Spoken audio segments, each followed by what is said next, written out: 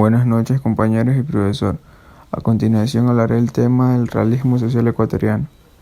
En el Ecuador, en las primeras décadas del siglo XX, casi en paralelo con el resto de Latinoamérica y bastante después el realismo europeo, apareció un grupo de jóvenes escritores que formaron lo que se denominó la Generación del 30, representantes del realismo social ecuatoriano, en donde los protagonistas y el lenguaje de las narraciones pertenecen al pueblo. Los escenarios en los que se desarrollan sus historias son lugares cercanos a los lectores: las estrechas calles de Quito, los campos y pueblos costeños, los ríos, lagunas y caseríos de pesca, las haciendas o latifundios serranos, etc. La generación del 30 se desarrolló en varios lugares del país: José de la Cuadra, Alfredo Pareja Díez Canesco, Joaquín Gallegos Lara, Demetrio Aguilera Malta y Enrique Gil Gilbert construyeron el llamado Grupo de Guayaquil o Cinco como un puño. También en la costa, Esmeraldas, Adalberto Ortiz. En la sierra, con temáticas similares, sobresalen Pablo Palacio, Jorge Icaza, Fernando Chávez, entre otros, representantes del realismo social ecuatoriano.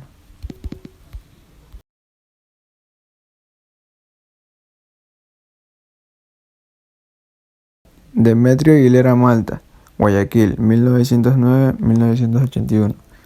Fue un novelista, poeta, dramaturgo, periodista, guionista cinematográfico y diplomático. Miembro del Grupo de Guayaquil, de enorme influencia en la literatura ecuatoriana. En 1958 se instala en México, en donde escribe gran parte de su obra. Sus obras fueron en diversos géneros: cuentos, Los que se van, novela, Don Goyo, Siete lunas y Siete serpientes, Jaguar, etc. También varios ensayos y obras. Joaquín Gallegos Lara, Guayaquil, 1911-1947. Fue un novelista y ensayista ecuatoriano. Nació en Guayaquil en medio de una familia pobre, donde se formó como intelectual de manera autodidáctica. Fue militante del Partido Comunista del Ecuador, PCE, hasta su muerte. Escribió apenas un puñado de cuentos que se publicaron en la colección Los que se van, junto con Enrique Gil Gilbert y Demetrio Aguilera Malta. Después de su muerte se añadieron unos pocos cuentos más que no habían sido publicados. Entre ellos destaca La última erranza, que narra la historia del ajusticiamiento absurdo de un judío en las montañas de los Andes a manos de un grupo de católicos supersticiosos. En 1946 publicó la novela Las cruces sobre el agua. Esta novela es un retrato de la ciudad de Guayaquil a comienzos del siglo XX. El crecimiento y la evolución de los personajes principales llegará a ponerlos en medio de la matanza de obreros ocurrida el 15 de noviembre del año 1922, y que según varias fuentes es proporcionalmente la mayor matanza de obreros en el mundo. Sus obras fueron La última erranza, Biografía del pueblo indio, Cuentos completos, Las cruces sobre el agua. José de la Cuadra nació en Guayaquil en 1903 y murió en 1941. Fue abogado y ejerció como juez primero del crimen, lo que le permitió su contrato con los Montuyos, pues eran sus clientes. Fue profesor del Colegio Vicente Rocafuerte, escribió en el diario El Telégrafo y tuvo una carrera diplomática, oportunidad que le permitió viajar por algunos países.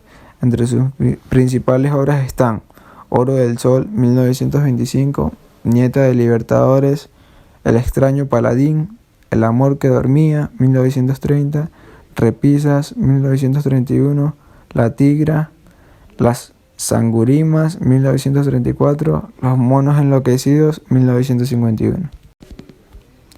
Pablo Palacio, Loja, 1906, murió en Quito, 1947.